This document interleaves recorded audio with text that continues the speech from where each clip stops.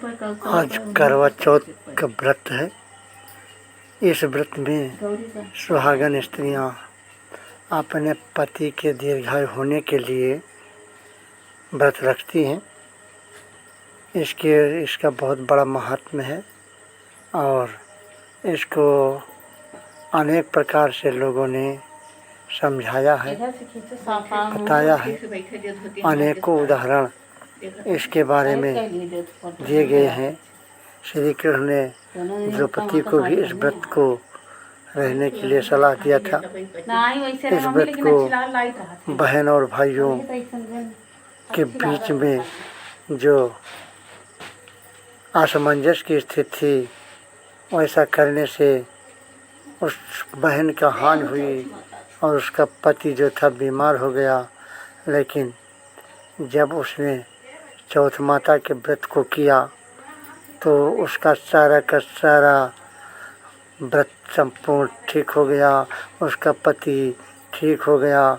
और इस प्रकार से सारी सौभाग्यवती स्त्रियां करवा चौथ का व्रत धारण करते हुए रहते हुए अपने पति के दीर्घायु होने की शुभकामना के लिए इच्छा करती हैं, साथ साथ उसकी पूजा करती हैं। इसमें वे चाँद देखने के बाद ही पूजा करती हैं। जब तक चंद्रमा निकलता नहीं है तब तक वे इस व्रत को अपना पूरा नहीं करती हैं और जब चाँद देख लेती हैं तब इस व्रत की पूजन विधि को करती हैं। आइए देखिए, ये मेरे घर में दो औरतें, एक बहू और एक मेरी पत्नी है। ये दोनों करवा चौथ व्रत को कर रही हैं।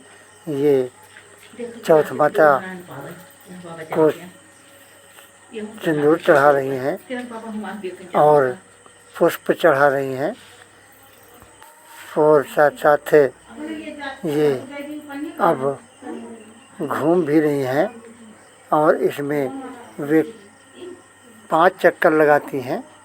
ये दोनों देखिए एक दूसरे के साथ में पहला चक्कर घूमती हुई ये बहुत ही वृद्धावस्था में हैं, फिर भी ये करवा चौथ माता के व्रत को पूरा करने के लिए किस तरीके से चल रही हैं और इनके चलने की कला भी एक बहुत अच्छी ढंग से है।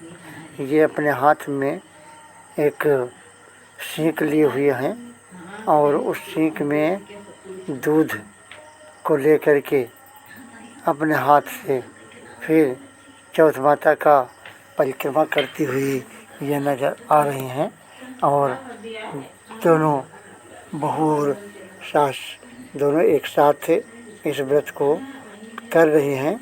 आइए देखते हैं कि किस तरीके से करवा चौथ माता का परिक्रमा कर रही हैं, जिसमें कि सूर्य देवता की भी प्रतिमा है, चंद्रमा की भी प्रतिमा है और एक ही नहीं, दोनों लोगों के करवा चौथ के दोनों चित्र अलग अलग से दर्शाए गए हैं। बीच में सूर्य का देव का चित्र है और दीपक जलाया गया है। उस दीपक के सामने से और करवा चौथ का जो फोटो रखा गया है उसके पीछे से ये दोनों एक उसका परिक्रमा कर रही हैं और परिक्रमा करने में इतना मुझको सुखद अनुभूति प्राप्त हो रही है जो कि जिसकी कि हम कल्पना केवल कर सकते हैं, लेकिन उसको अपने मुख से वर्णन नहीं कर सकते हैं। ये करवा चौथ माता के लिए इन्होंने पूरा दिन उपवास किया, निराजल रह कर के इन्होंने व्रत रखा और जब शाम हुई तो चंद्रदेव जब निकले तब उनका दर्शन किया। दर्शन करने के बाद स्नान किया। स्नान करने के पश्चात फिर ये अपने नए वस्त्रों को धारण किया। नए वस्त्रों को धारण करने के पश्चात फिर ये करवा चौथ माता की पूजा किया।